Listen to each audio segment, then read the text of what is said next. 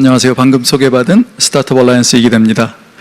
오늘 궂은 날씨에도 불구하고 대통령님께서 이 스타트업 스퀘어에 오셨습니다. 먼저 대통령님께 청년 창업자들을 위한 격려 말씀 청해서 들어보겠습니다.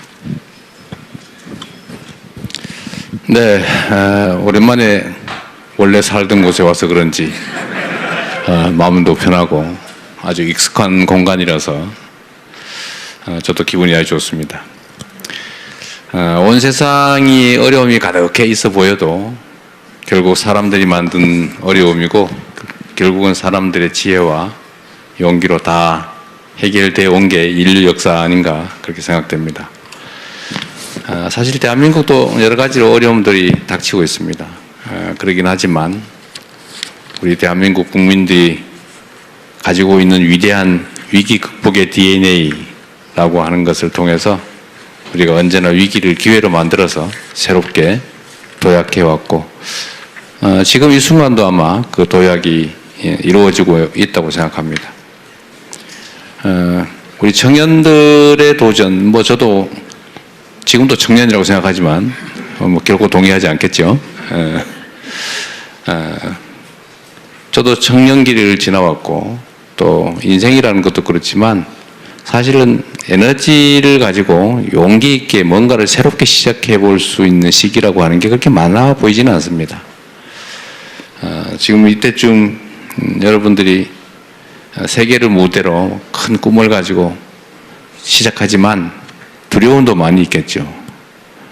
그런데 지금은 정말로 청년들의 용기와 도전을 통해서 새로운 시장, 새로운 가능성, 새로운 기술들을 확보하지 않으면 우리가 세계 경쟁에서 이겨나가기 어려운 그런 시대가 됐습니다.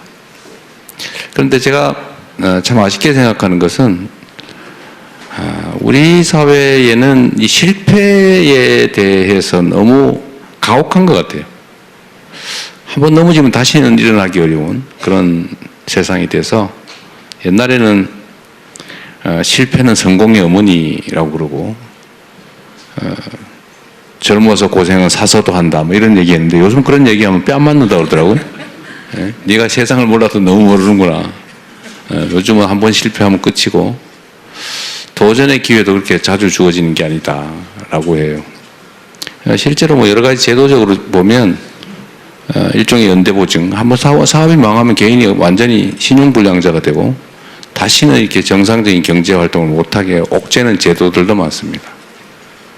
근데 제 경험으로는 똑같은 역량을 가진 사람이면 똑같은 의지와 용기를 가진 사람이라면 사실 실패해본 사람이 성공할 가능성이 훨씬 많거든요.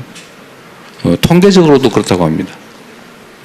그리고 실제로 투자 문화가 많이 발달한 나라들, 그런 사회에서는 똑같은 조건이면 실패 많이 한 사람을 선택한다고 해요. 이제 우리도 그렇게 재도전이 가능한, 과감하게 도전하고 실패를 얻어 다시 일어설 수 있는 그런 환경을 우리가 만들어야 되겠죠. 제가 다른 사람한테 할 얘기가 아니고 제가 해야 될 저의 다짐을 얘기하는 것입니다. 아까 조금 전에 우리 중소기업부 장관께서 말씀도 하셨지만 이제 재도전 펀드도 제가 성남시, 경기도 이런 데 있을 때도 조금씩 해봤는데 재원이 없어가지고 크게는 못했지만 실제로 성공률이 꽤 높았다고 해요. 그래서 우리 정부에서도 재도전 펀드는 지금 1조 원 해놨는데 지금 좀 적어 보여요, 사실은.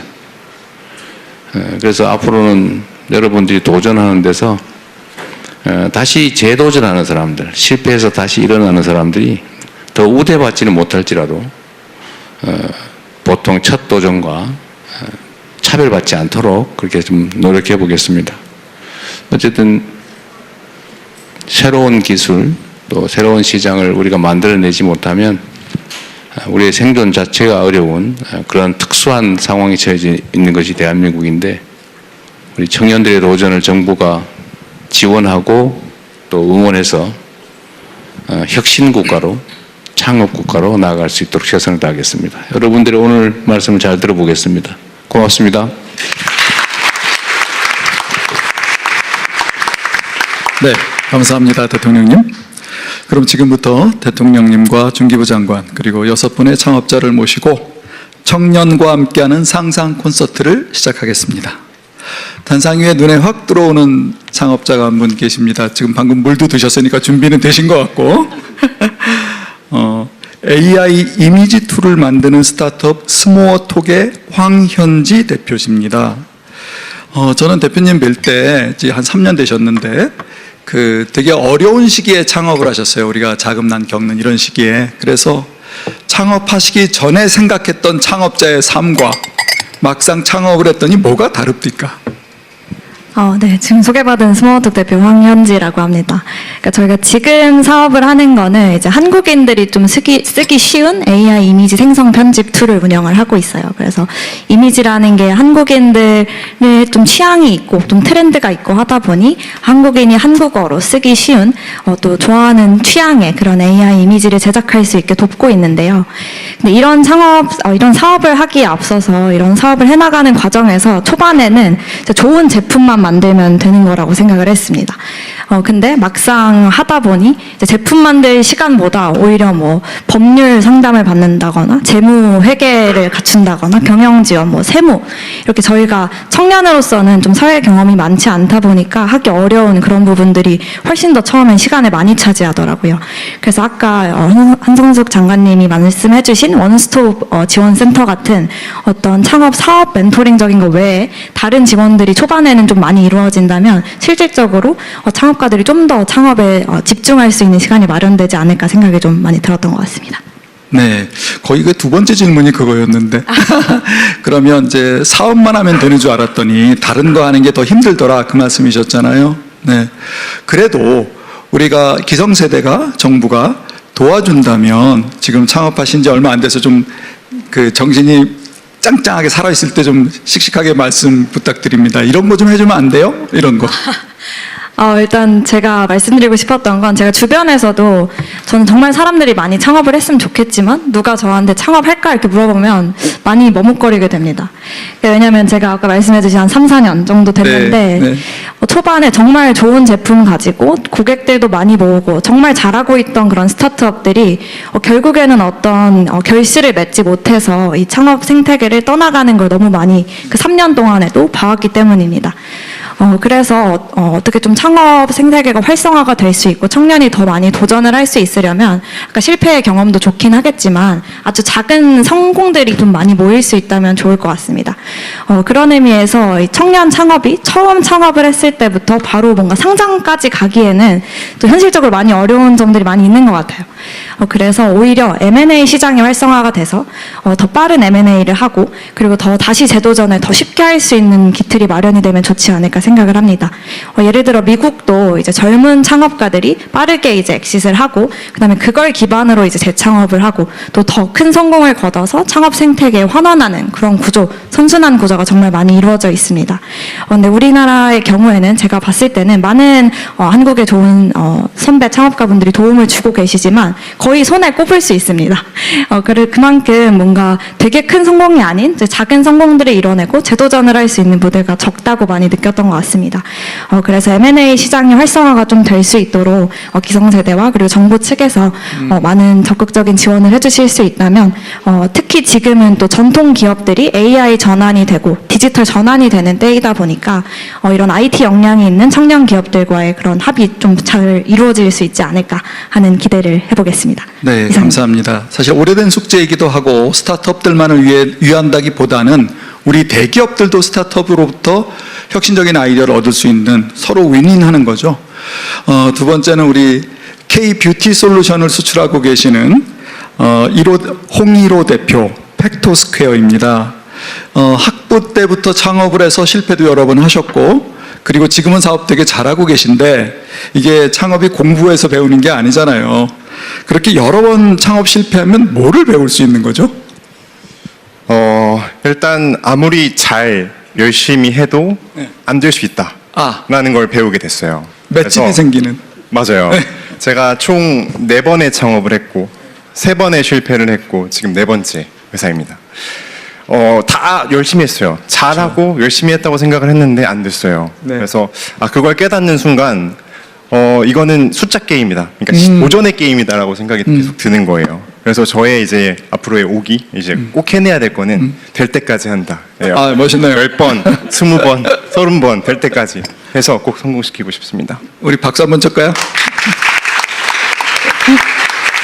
너무 좋은 말씀이셨습니다. 막상 실패했을 때 대한민국이 우리 사회가 그 실패했던 재창업자에게 친절했던가요? 어떠셨어요? 재창업 활성화에 대해서 그 관점에서 좀 말씀해 주시면 좋겠습니다. 네, 근데 제가 느껴왔던 거는 점점 좋아지고 있는 것 같아요. 그래서 정말 주옥 같은 정부 지원 사업들도 많고, 이제 말씀 주셨던 것처럼 데이터로 검증된 숫자가 실패를 통해서 성공한다라는 지점들이 많아지고 있기 때문에 투자자들도 그렇고, 이제 고객들도 그렇고 받아들여지는 과정인 것 같긴 합니다. 하지만 아직 부족한 건 맞는 것 같아요. 그래서 물론 재창업자가 실패를 겪고 다시 극복하는 거는 본인의 역할이라고 생각을 하는데 당장 지금 버려지는 실패의 지식들, 기술들, 경험들이 너무 많은 것 같아요. 폐업하면 일단 뭐 그 드라이브 닫고요. 그리고 다 삭제를 시작하고 그리고 저희 메모장들 버리기도 하거든요. 이제 그런 지식들을 좀 많이 모아야 된다라고 생각을 하고 있습니다. 네. 대통령님께서 아까 계속 메모를 하셔갖고 뭘 여쭤보고 싶은데 먼저 장관님께 장관님 이 창업자들의 코멘트 어떻게 들으셨어요? 발언? 저도 한 25년 전에 이렇게 제가 직접 창업은 안 했지만 이제 창업 그 준하는 멤버로서 일했을 때 그 법률 모르고 정부에 내리는 서류 처리하는 거 잘 몰라가지고 제가 사고 쳤던 적이 있습니다. 그래서 같이 일했던 개발자가 군대에 갈 뻔했습니다. 제가 병역 관련 서류 잘못 처리해가지고, 그러니까 이 사실은 서비스만 잘 만들면 혹은 기술 개발만 잘하면 상품만 잘 만들면 창업할 수는 있는데 갈 수는 없습니다. 계속 갈 수는 없어서 그때 알게 된 것이 이건 회사를 만드는 일이구나. 그러니까 창업이라는 것이 우리가 상품을 만드는 일이 아니고 회사를 만드는 일이고, 회사를 만드는 일은 함께 일하는 사람들을, 좋은 사람들을 구하는 일이구나라는 걸 그때 같이 알게 됐습니다. 그래서 이제 그 다음에 한 게 경영과 재무를 할 줄 아는 좋은 분을 모셨고, 그분이 이제 회사 와서 보시면서 제가 쳤던 사고들을 많이 어우러서 만지시고, 그리고 인사 관련 문제도 굉장히 컸습니다. HR 관련된 것들을 어떻게 할 건지, 조직 관리 어떻게 할 건지. 근데 그때 들었던 게 실리콘밸리에 있는 그 글로벌 기업들은 그런 일들을 해주는 전문 기업들이 많아서 초기에 창업해도 외부에 이제 주로 아웃소싱이라 이야기하지만 전문 기업들의 도움으로 굉장히 대기업에 준하는 수준의 서비스를 받을 수 있다는 걸 제가 그때 20몇 년 전에도 들었습니다. 그래서 정말 좋겠다 이런 생각을 했는데, 그런 부분의 서비스들을 이제 정부가 좀 더 보완해서 이번에 원스톱 지원센터 이야기했던 부분들도 그런 부분들을 좀 도와드려야 되겠다라는 생각을 했고요.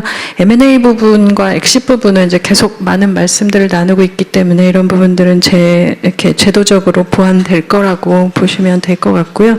그리고 벤처 스튜디오라고 하는 부분의 제도를 생각하고 있는 부분도 그겁니다. 성공한 창업가가 투자와 그 투자를 머물지 않고 그 뒤에까지도 같이 도와줄 수 있는 형태의 제도들이 요즘 많이 나오고 있어서 그런 부분들도 같이 하실 수 있게 해드리고, 아까 제도적 말씀하실 때 저는 회사들이 다 좋은 경력자 뽑느라고 애쓰거든요. 그러니까 이 창업에 그 실패한 창업 혹은 창업을 했던 횟수도 경력으로 봐도 되지 않나. 그러면 창업에 경력이 많은 사람들, 그리고 창업을 해서 어떤 경험을 쌓은 사람들에 대한 투자나 이런 부분들도 저희가 투자 심사할 때도 한번 뭐 제도화할 수 있을까 하는 부분들도 고민해보고요. 실리콘밸리에서는 너는 3번이나 트라이를 해봤냐라는 얘기를 한다고 들었습니다. 그래서 우리도 좀 그렇게 바꿔보는 문화를 만들어 봐야 되겠다라고 생각하고 있습니다.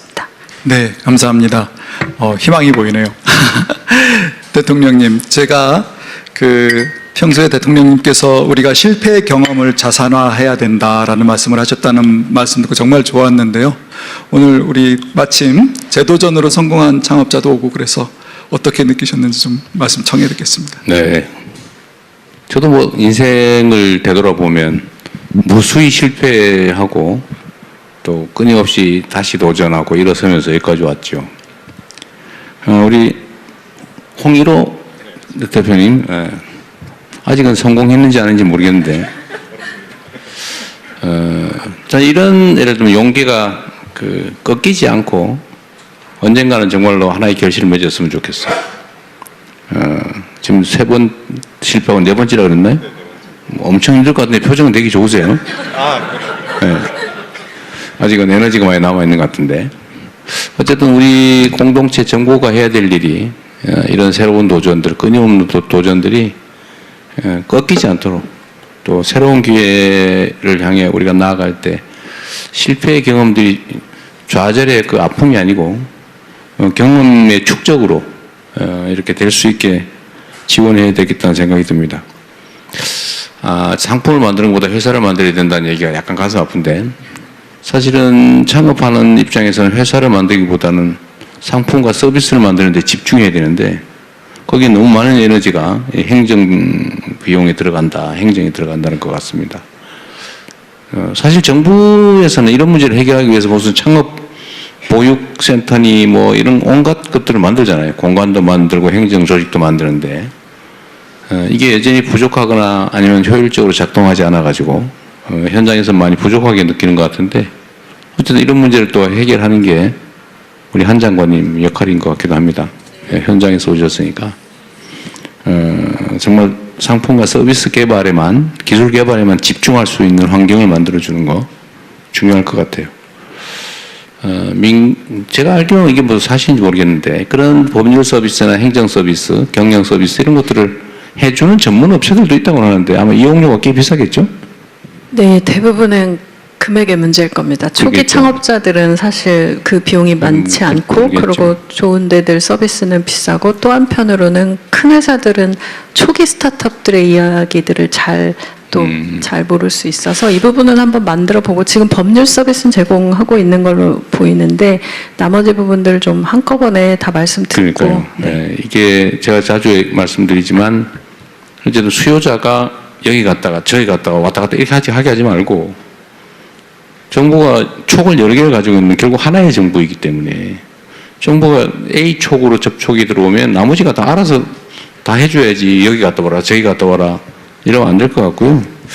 네. 그런 문제에서는 어쨌든 원스톱 서비스를 최대한 많은 영역에서 도입하는 걸 고민해야 될 것 같고 특히 창업이나 이런 건 특히 그럴 것 같아요. 새로운 길이기 때문에 모두가 새로운 길을 가는데 사실 그 새로운 길은 이미 아는 사람은 별게 아니거든요. 처음 가는 사람들은 너무 어려운 길이어서 상품과 서비스 개발이야 모든 게 처음이겠지만 그러나 행정과 지원은 뻔한 것이어서 그건 정부에서 각별히 좀 더 관심 갖도록 하겠습니다. 4번째에서는 5번째 넘지 않고 성공하길 바랍니다. 대통령님의 격려 말씀이셨습니다. 1호 대표님. 네, 창업 전반 지금 짚어봤고요. 다음은 요즘 뜨고 있는 딥테크와 AI 인공지능 쪽에 대해서 우리 대표님 2분 모셨습니다. 먼저 리튼 테크놀로지 이세영 대표께 제가 질문 드려보겠습니다. 학부생 때 창업을 하셨어요. AI의 가능성을 보고 창업하셨고 지금은 사용자의 편의성과 생산성을 높이는 어플리케이션, 우리 주로 AI 에이전트라고 하죠. 네, 그쪽 서비스를 제공하고 있다고 합니다. 자, 이제부터 질문이에요. 이번 정부 들어서 AI 지원 위원회도 만들어지고 정책도 빠르게 나오고 있죠. 현장을 뛰는 창업자로서는 그 변화들에 대해서 어떻게 보고 계신지 의견 좀 공유 부탁드립니다. 네, 반갑습니다. 저는 리튼 테크놀로지스의 이세영이라고 하고요. 저는 사실 지난주에 그 대통령님 국무회의 뉴스를 보고 정말 깜짝 놀랐습니다. 그때 말씀 주셨던 게 이제 그 국민들이 이제 핸드폰을 딱 열어서 저기 제일 싼 곳 찾아서 시금치와 뭐 김밥 쌀 재료 몇 인분 좀 주문해 주세요 하면 이런 이제 미래 비전을 말씀 주셨는데 이게 이제 정말 이제 미래 AI 시장에서 그 격전지로 불리고 있는 AI 에이전트에 대한 그리고 AI 에이전트 중에서도 지금은 업무용 에이전트들이 많습니다. 업무용 AI들이 많은데 정말 국민 생활 속으로 들어간 생활형 에이전트의 미래 모습을 아주 선명하게 말씀 주셨던 것입니다. 근데 저희 이 AI 에이전트가 앞으로 정말 중요할 거라고 저는 생각을 하고 있는데요. 왜 중요하냐면요. 이 AI 에이전트가 그 국민 유저한테 그 김밥을 최저가로 이제 주문까지 해주기 위해서는 정말 많은, 적게는 수십 번, 많게는 수백 번 AI 모델 호출이 필요합니다. 이 AI 모델 호출, 또 그 AI 모델이 돌아가는 AI 반도체 칩, 모든 것의 가장 큰 이제 수요처가 될 수 있는 그 영역이 바로 AI 에이전트인데, 이런 가능성 때문에 사실 정말 치열한 경쟁들이 지금 이루어지고 있습니다. 아까 말씀드린 대로 지금은 업무 에이전트들이 위주가 됐지만 이제 곧 1, 2년 내로 생활형 AI 에이전트들이 많이 등장하게 될 겁니다. 이 국민들의 AI 에이전트는 실제로 그런 많은 최저가부터 시작해서 즉각적 효능감을 느끼게 해줄 텐데, 이 영역을 잘 잡아야 우리가 이제 AI 모델, 저희도 지금 그런 국가대표 AI의 이제 참여 기업으로 어플리케이션 영역에서 하고 있는데, 그런 부분부터 AI 반도체까지 그 생태계가 함께 성장할 수 있는 영역이지 않을까라는 생각을 하고요. 그래서 저희도 지금 정말 많은 해외 그 빅테크 기업들이 한국에 이런 생활형 AI 에이전트를 위해 진출하고 있습니다. 저희도 이제 학생 창업으로서 또 지금 이런 AI 에이전트 시장을 경쟁하기 위해 전국민 무료 AI 그 서비스를 2년 전부터 운영하고 있고요. 그 과정에서 정말 많은 실패도 있었고 많은 또 치열한 경쟁들도 있었는데, 모태펀드부터 시작해서 중기부의 다양한 프로그램들이 이 학생 창업팀도 이런 꿈을 꿀 수 있는 그런 많은 지원들을 해주셨다 생각을 하고요. 네, 그래서 이런 AI 에이전트 부분에 많은 앞으로 관심이 있으면 저희 AI G3 비전 너무나도 좋고, 또 AI 고속도로 로드맵, 그리고 이런 김밥 에이전트 사례처럼 그런 많은 관심까지 있을 때 정말 많은 AI 유니콘들 탄생할 수 있다고 저는 생각을 합니다. 그리고 이 유니콘들이 단순히 이제 또 유니콘으로 멈추는 게 아니라, 유니콘을 목표로 삼는 게 아니라, 유니콘이 됐을 때 글로벌 빅테크들과 한번 제대로 싸워보는 시작점이자 출사표처럼 인지하기 위해서는 이 유니콘 이후에 그런 포스트 유니콘 지원 정책들도 지금부터 많이 고민되면, 앞으로 한 2, 3년 뒤에 유니콘이 많은 나라를 넘어서 유니콘 너머의 그런 데카콘, 더 위대한 회사들이 탄생하고 또 국민들의 많은 AI 에이전트 서비스 줄 수 있는 그런 미래가 나올 수 있지 않을까, 그런 소망을 하고 있습니다. 네, 감사합니다.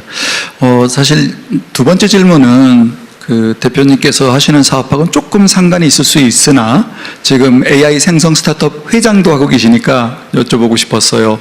지난 10여 년의 스타트업은 우리 사실 디지털 전환이라 B2C 소비자 스타트업이 많지 않았습니까? 그런데 이제 AI 쪽은 B2B 버티컬 시장이 많을 거라고 예상을 하고 있는데, 우리나라는 제조업 강국이고, 그 제조업 강국과 이제 그 B2B 스타트업들, AI 스타트업들이 이제 만나야 되는데, 우리 준비가 되고 있나요? 어떻게 보세요?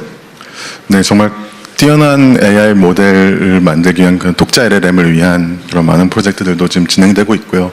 저희도 사실 정말 많은 초기 스타트업들을 함께 봅니다. 저희도 아직 초기라고 생각을 하고요. 그래서 그런 수많은 AI 그 스타트업들의 그 혁신성들을 봤을 때, 그런 기업들의 문제를 풀고 기업의 AI 전환을 가속화시키는 그런 특화된 회사들과 스타트업들도 많이 생기고 있고, 또 뿐만 아니라 그런 이 생활 속 AI 에이전트들을 만들어 나가는 스타트업도 되게 균형 잡히게 지금 많이 등장하고 있다고 저는 생각을 하고요. 네, 그렇게 생각을 하고 있습니다. 네, 감사합니다. 옆에 계신 나라 스페이스 테크놀로지의 박재필 대표께 여쭤보겠습니다. 올해 상장 기사 떴던데 잘 준비되고 계신지요? 네, 거의 모든 프로세스를 마무리를 했고요. 저희가 이제 잘 원만하게 진행된다면 올해 말에 상장을 할 수 있을 것이라고 기대하고 있습니다. 네, 잘 되셨으면 좋겠고요. 그 나라 스페이스 테크놀로지는 100kg 이하의 초소형 위성을 제조, 운영하는 소프트웨어까지 하시는 회사죠. 네. 그래서 창업한 지 10년 동안 거의 외로운 길을 걸어오셨을 거라고 짐작이 됩니다. 이 상당한 시간이 걸리는데 매출이 나올 때까지 투자사나 정부의 지원이 없다면 정말 할 수 없는 업종 같아요. 그래서 딥테크 스타트업들이 잘 되려면, 꼭 대표님 얘기 아니라도 상관없어요. 딥테크 스타트업들이 잘 되려면 우리나라에서 어떤 생태 요소가 필요할까요? 제가 드리고 싶은 말씀이 너무 많은데 간략히 아니요, 짧게 하셔야 돼요. 짧게 말씀드리도록 하겠습니다.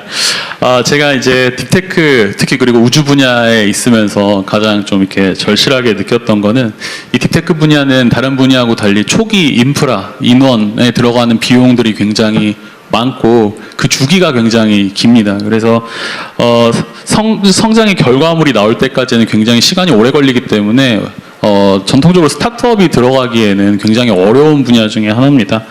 그래서 방산과 같은 딥테크 기업은 이제 어떻게 보면 민간 기업이긴 하지만 어떻게 보면 또 다른 반면으로는 국가 전략 자산 중에 하나라고 생각을 합니다. 그래서 당장 그 가장 큰 고객인 정부의 역할이 굉장히 중요하다라고 생각하고요. 짧은 시간에는 당장 뭐 이렇게 수익이 나오진 않을 수도 있겠지만 그런 어떤 단기간의 경제 논리를 넘어서서 그런 이제 공공 수요로서 시장을 선도하는 전략적 어떤 수요 창출이 좀 필요하다라고 생각을 하고 있습니다. 그래서 현재에서도 여러 지원 트랙이 있긴 합니다. 뭐 방산 분야도 그렇고 우주 분야도 그렇고 여러 트랙이 지원 트랙도 있고 여러 지원 정책도 있는데 실질적으로는 업체에게 도움이 되지 않는 경우가 있어요. 뭐 예를 들어서 글로벌 시장에 나가면 기술은 좋은데 너희 정부에서 이 서비스를 쓰고 있니? 쓰고 있지 않아요. 라고 하면 그러면은 나중에 다시 와라. 뭐 이런 식으로 말씀을 하는 거기 때문에 그런 어떤 초기 기업에게 수요를 만들어주고 실제 정부에서 그거를 사용하고 그다음에 신기술에 대해서 굉장히 좀 거부감을 가지고 있고 보수적인 시장 중에 하나거든요.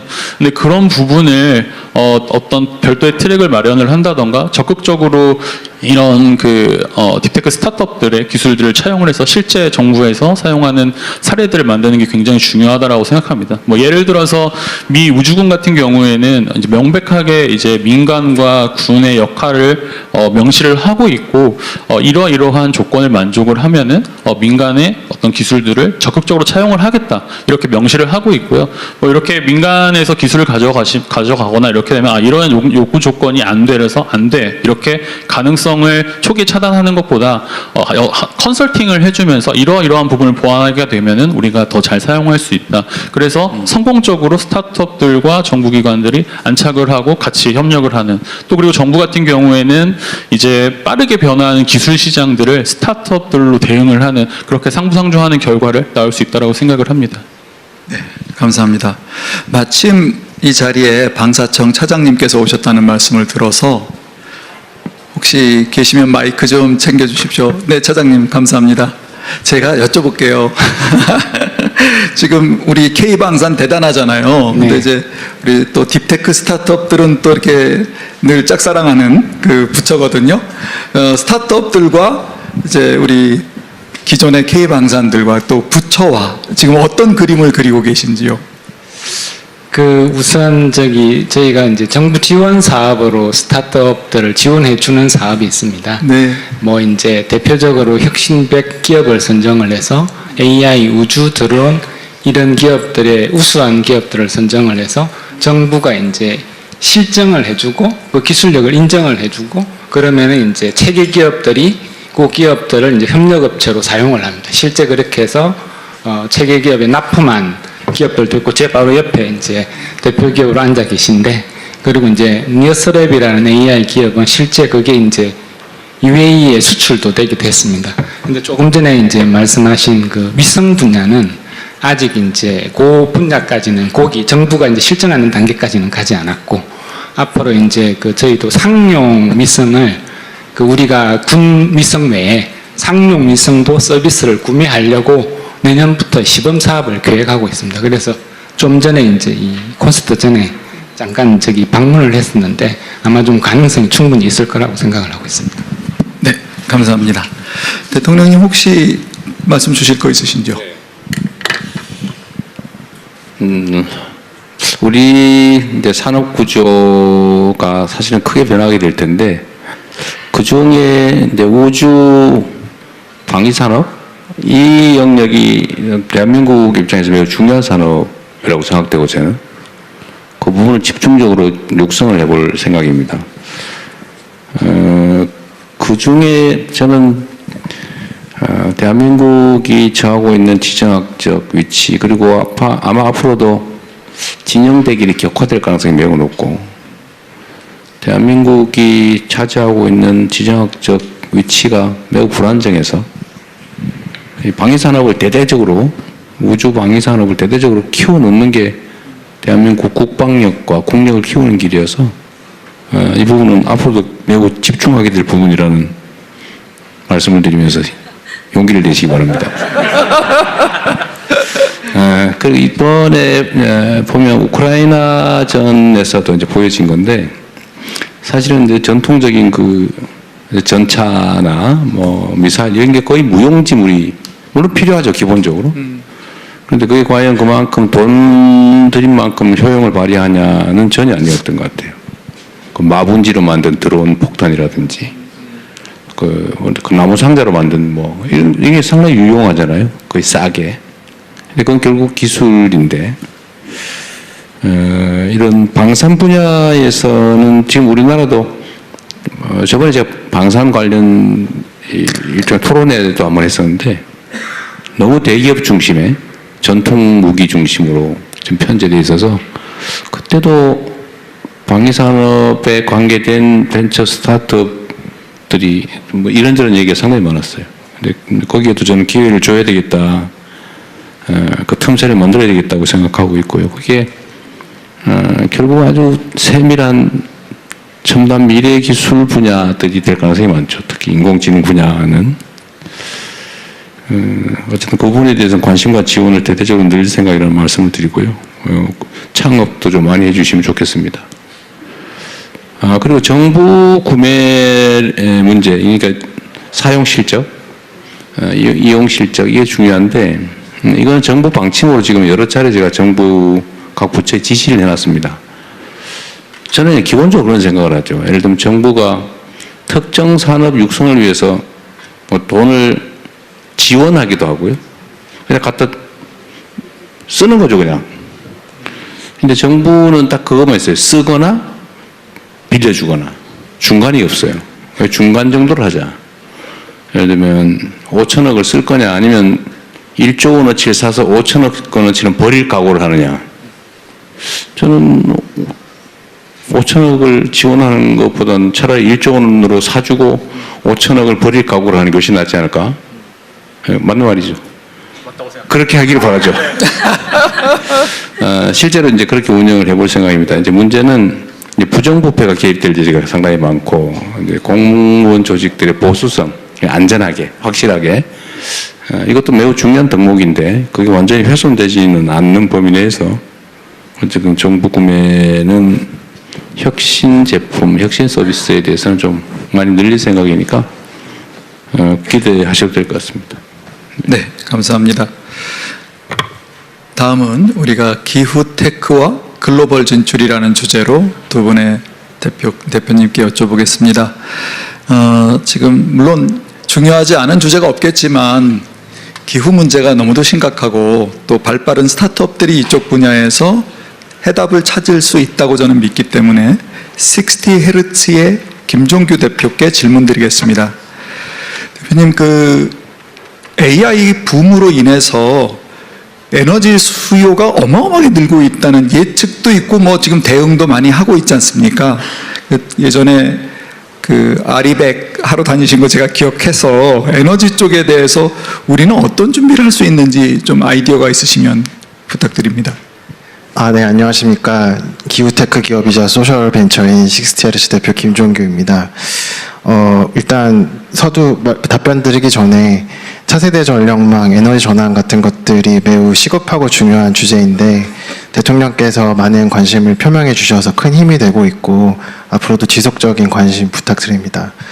AI 서비스 확대로 인해서 에너지 수요가 늘어나는 문제 관련해서는 사실 몇 가지 가정도 있는 것 같습니다. 예를 들면 AI 서비스를 운영하는 데 필요한 소프트웨어와 하드웨어의 효율이 약간 개선될 수는 있지만 획기적으로 굉장히 많이 개선될 가능성은 별로 없다. 예를 들면 이런 가정도 좀 있는 것 같거든요. 그런데 제가 생각하기에는 지금 당장은 빅테크 기업들이 더 큰 모델, 더 에너지를 많이 쓰는 모델을 만들면서 경쟁을 하지만 어느 순간에는 효율화 경쟁으로 전환할 겁니다. 그때가 되면은 AI 분야에 투자된 수많은 자금과 수많은 인력들이 소프트웨어적으로 하드웨어적으로 많은 효율 개선을 할 것으로 생각이 되고 저는 이것이 1, 2배 개선이 아니라 10년 내에 100배 개선될 것이다 이렇게까지도 생각합니다. 그래서 그런 부분에 대한 혁신 가능성을 저평가한 상태에서 큰 발전소를 많이 짓는 것으로 대응을 하는 것보다는 여기 계신 리벨리온이 엔비디아보다 10배 효율적인 칩을 만들 수 있도록 지원하여 주시고, 리튼 테크놀로지나 AI웍스 같은 기업들이 10배 효율적인 소프트웨어 그리고 에이전트 모델을 만들 수 있도록 지원해 주시면 이 문제는 오히려 쉽게 해결될 수 있는 문제일 수도 있다, 이런 생각도 듭니다. 발전소 하나를 짓는데 1,000억, 2,000억 드는 것이 아닙니다. 수십조 들 수도 있습니다. 이 돈을 혁신, AI, 스타트업들에게 지원해 주시고 기후테크 기업들에게 지원해 주시면 이 문제 해결할 수 있다, 저는 그렇게 생각합니다. 굉장히 과감한 제안을 주셔서 제가 맞장구를 치기가 약간 조심스럽긴 합니다. 그랬으면 정말 좋겠습니다. 하나 제가 준비한 질문이 더 있어서, 저희 스타트업 얼라이언스에서도 기후테크 쪽의 스타트업들 지도를 준비하거든요, 보고서를. 그러면 글로벌 그 스타트업들이 속해 있는 산업과 우리나라의 기후테크 스타트업들이 주로 매진하는 영역이 좀 다릅니다. 그 다른 이유를 혹시 아십니까? 우리가 무슨 규제나 기술의 문제가 있나요? 네, 상당히 조심스럽긴 한데요. 솔직하게 좀 얘기해. 네, 일단 기후테크라는 영역은 정부의 역할이 굉장히 중요한 영역인데, 똑같은 아이템이라도 어떤 국가에서는 유니콘이 나온 아이템이지만 어떤 국가에서는 심지어는 형사처벌 받을 수 있는 아이템도 있습니다. 그래서 그렇게 정부의 역할이 중요한데, 한국의 상황을 제가 살펴볼 때에는 약간 모순적인 구조도 존재합니다. 예를 들면 한 분야에 와해적인 혁신을 일으킬 수 있는 서비스, 기술을 그 분야의 전문가들이 판단하고 평가를 해서 이 서비스를 허용해 줄 건지 말 것인지 결정하도록 하는 그런 구조가 여러 분야에 걸쳐져 있거든요. 그래서 저는 이 모순을 해결을 해야만 굉장히 큰 유니콘 기업들이 나올 수 있는 시장이 생긴다 생각하고, 그런 시장들이 생긴다는 생각을 해야 민간에서도 그리고 또 창업가들이 도전을 할 것이고 그런 일들이 있을 것이다 생각을 합니다. 그리고 제가 마지막인 것 같아서 한 가지 조금만 더 그렇지는 말씀드리면, 않고요. 지아님 계시니까. 예, 그렇지만 예, 시간 더 드릴게요. 제 발언이 마지막인 것 같아서, 저는 또 소셜 벤처 기업으로 또 이 자리에 앉아 있기도 하기 때문에 그 말씀도 좀 드리고 싶은데요. 대통령께서 사실 대선 전에 성수동에 한번 방문하셔서 스타트업 간담회를 하셨었는데, 그때 제가 두 가지 부탁을 드린 것이 있었습니다. 하나는 네, 아닙니다. 하나는 그 실리콘밸리에서 유행하고 있는 창업가 모드를 말씀드리면서 혹시 집권하시게 되면 꼭 창업가 모드로 좀 부탁드린다, 그 말씀 드렸던 게 기억에 나고, 또 하나는 피츠제럴드 말을 인용을 하면서 위대한 정치인이 좀 돼주십시오, 이렇게 말씀드렸었는데, 그때 제가 인용했던 말이 두 가지 상반되는 가치를 가슴에 품고 정상적으로 기능하면 위대한 사람이 된다 였거든요.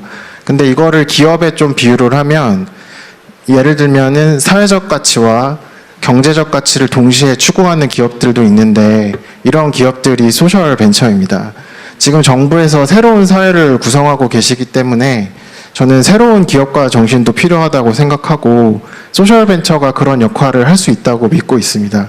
그렇기 때문에 중소벤처기업부에서 잘 해주고 계시지만 조금만 더 소셜벤처 육성에 나서주시면 좋을 것 같고, 구체적으로는 팁스 프로그램에 ESG 트랙을 추가시켜 주신다거나, 사회문제 해결형 R&D 과제를 만들어 주신다거나, 사회적 경제 그리고 소셜벤처를 대상으로 하는 세컨더리 M&A 펀드를 만들어 주신다거나, 아니면 벤처기업 투자처럼 임팩트 투자에 세액공제 제도를 만들어 주시고 임팩트 투자 펀드 규모를 늘려주신다거나, 그런 것들이 매우 효과적으로 동작할 것 같습니다. 죄송합니다. 감사합니다. 오늘 이 얘기하려고 밤에 못 주무시지 않았어요?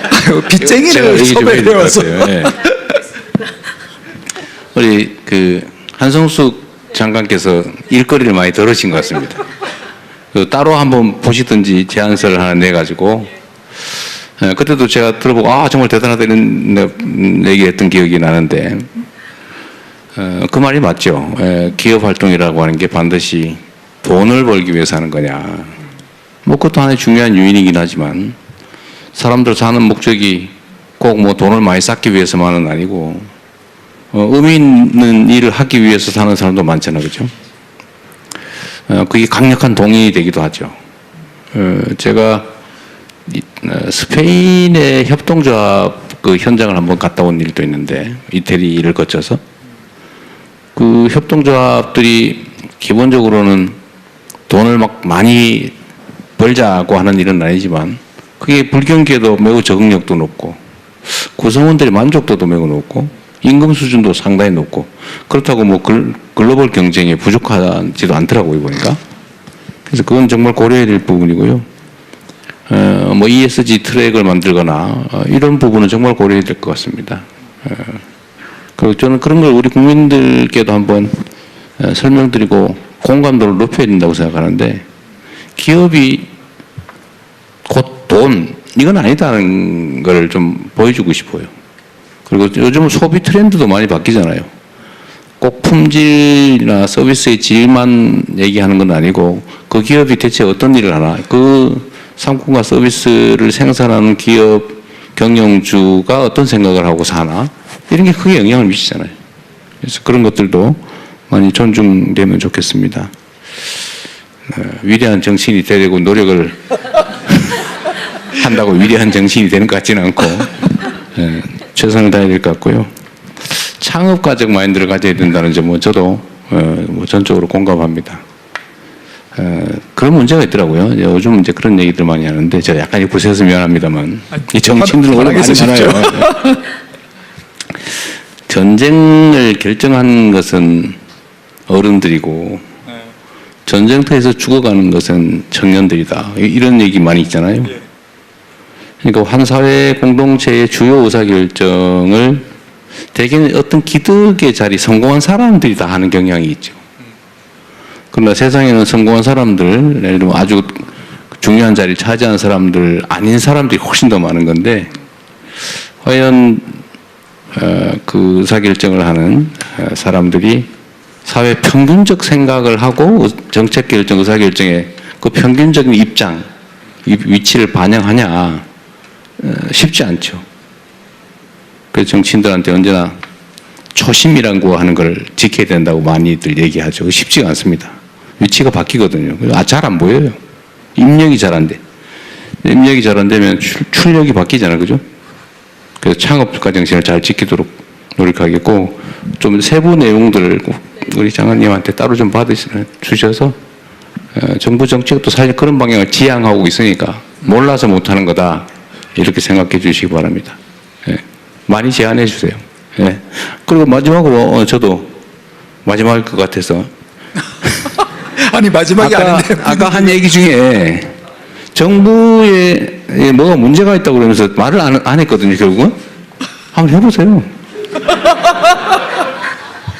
아무도 뭐라 그러지 않을 테니까 예. 솔직히 한번 얘기해 보세요.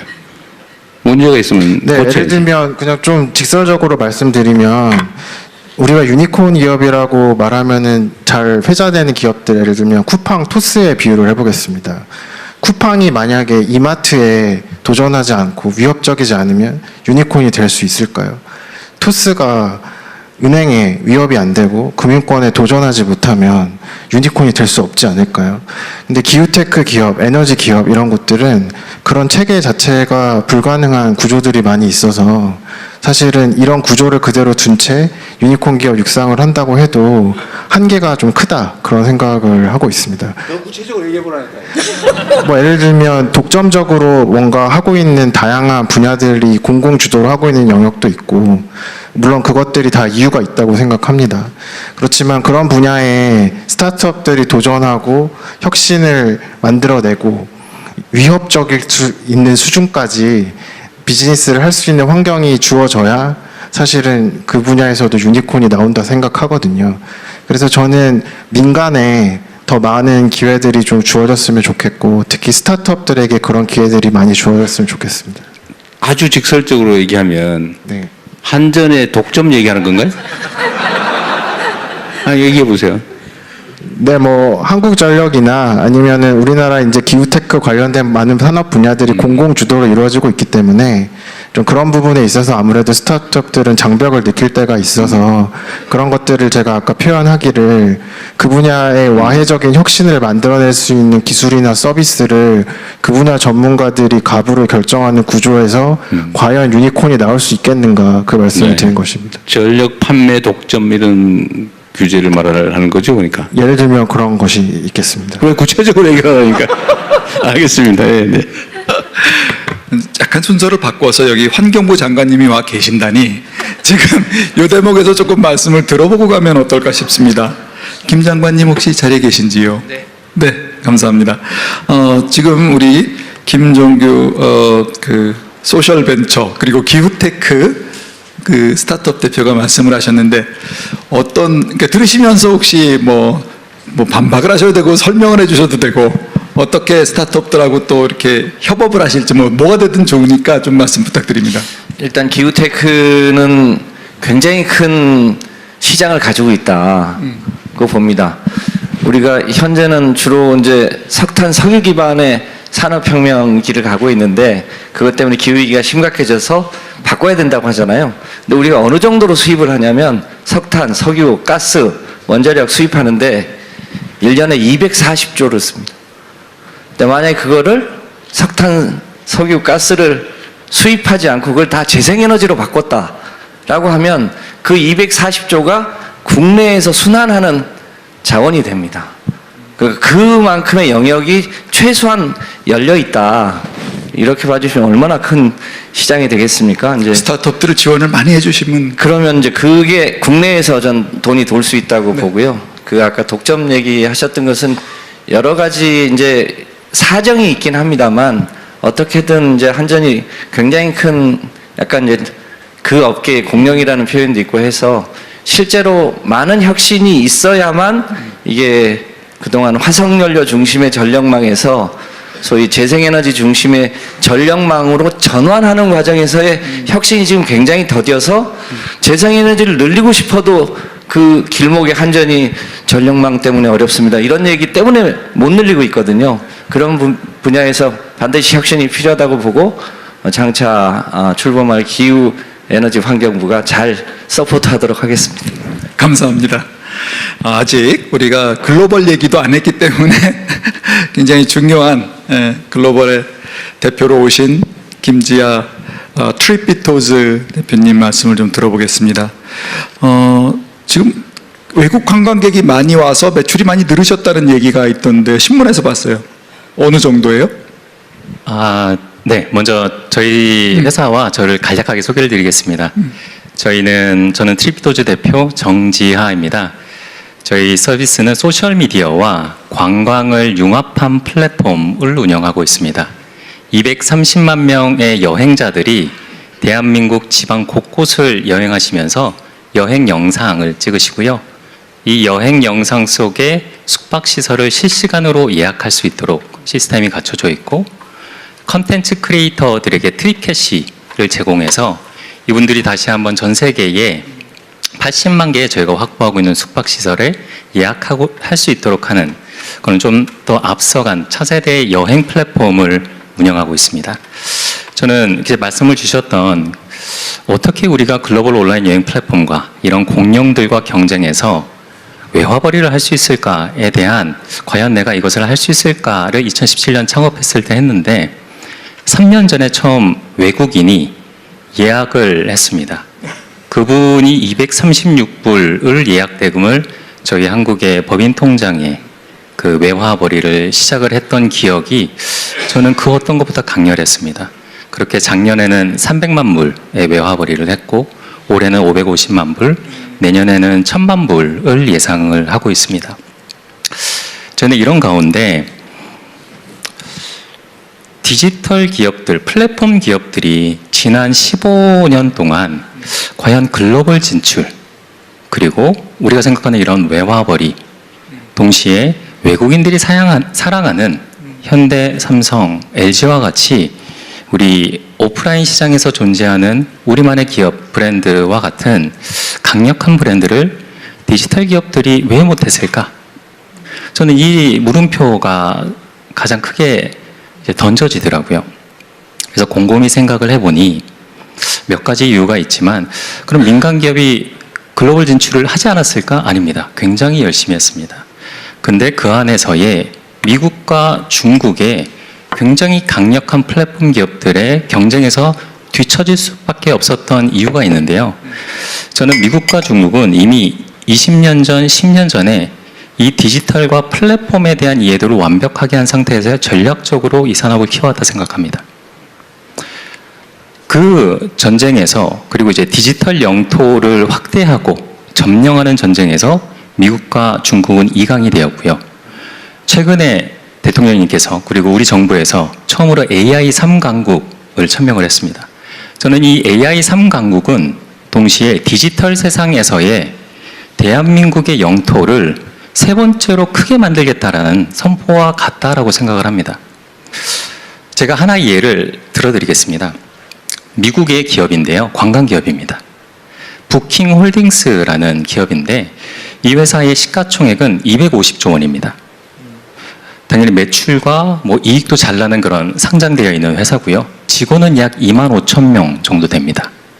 사실 이러한 큰 기업의 가장 강력한 두 가지의 강점이 있는데요. 첫 번째는 디지털 자산입니다. 전 세계 여행자들이 여행하는 디지털 자산을 확보하고 있다는 것. 어마어마한 데이터고요. 두 번째는 금융의 기능입니다. 플랫폼은 동시에 금융의 회사라고도 합니다. 그 이유는 우리 부킹닷컴의 다양한 분들이 호텔과 항공을 예약을 하시면 예약한 순간부터 그리고 투숙이 일어나기까지의 기간에 돈을 지고 가는 그 금액이 60조에서 120조 원가량 됩니다. 대한민국의 외화 보유액이 약 500조 원 정도 되는 것으로 저는 알고 있는데요. 5분의 1 가까이 되는 것을 하나의 플랫폼 관광 기업이 쥐고 있는 겁니다. 사실 저는 이런 플랫폼 기업의 범주에 엔비디아, 테슬라와 같은 모든 기업들이 다 들어있다 생각합니다. 시간을 보여서 마무리 짓도록 하겠습니다. 저는 현 정부에서 정부의 역할의 첫 번째 기조를 소통이라고 생각을 하고 다양한 민심과 스타트업과 기업인들의 다양한 의견을 청취해서 이 플랫폼이 도대체 무엇인가? 그리고 우리가 가야 될 것이 무엇인가를 명확하게 이해를 하고 계신다 생각합니다. 그럼 기업에서 해야 될 일들은 저는 실행밖에 없다 생각합니다. 우리가 창업을 했듯이 글로벌 진출도 실행하면 됩니다.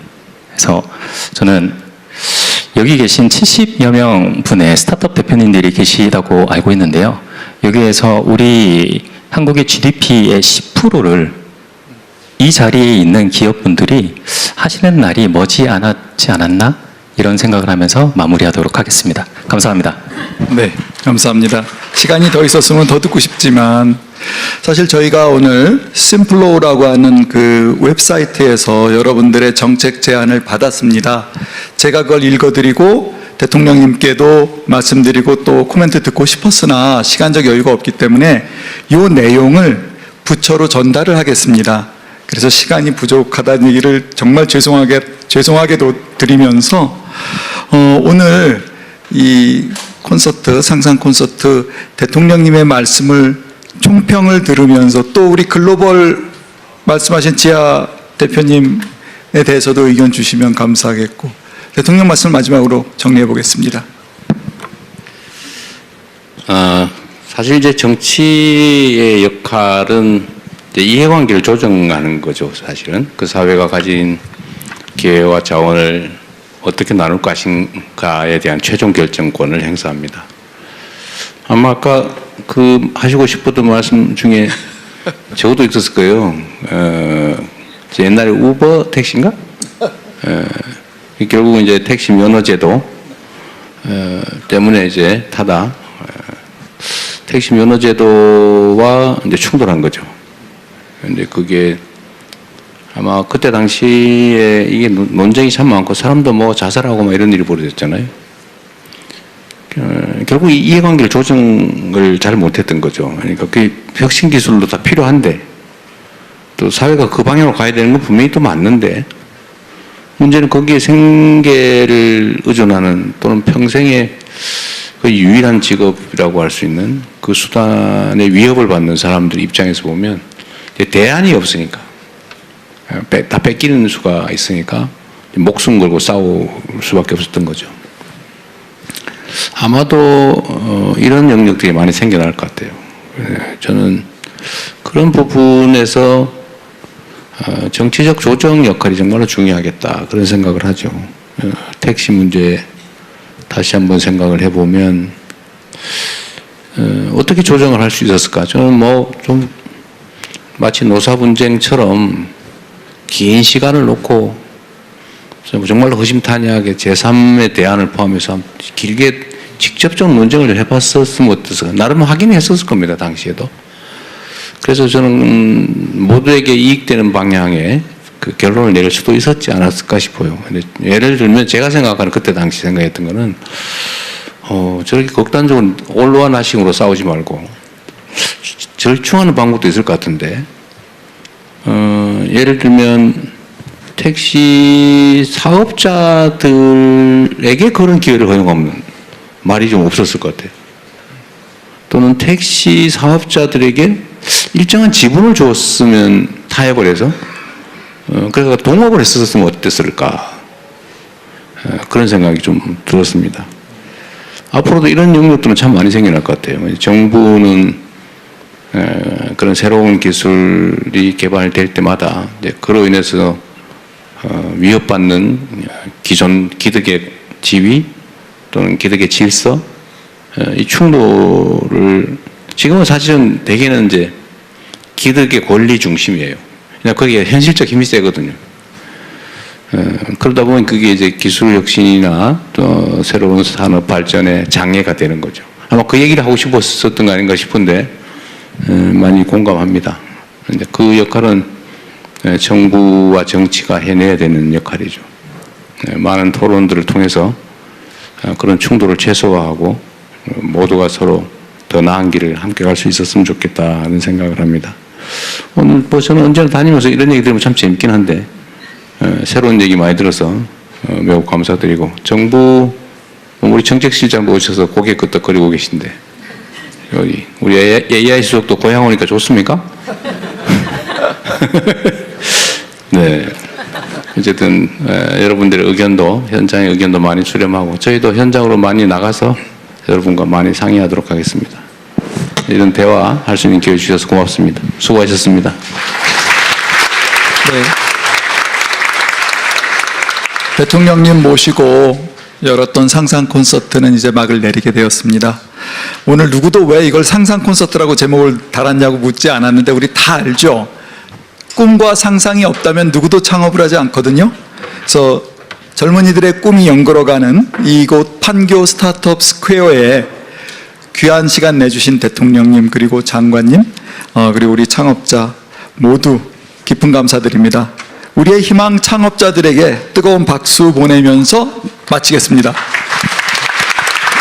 네, 대통령님과 함께 진솔한 이야기를 나눠주신 모든 패널분들과 참가자분들께 다시 한번 감사드리겠습니다.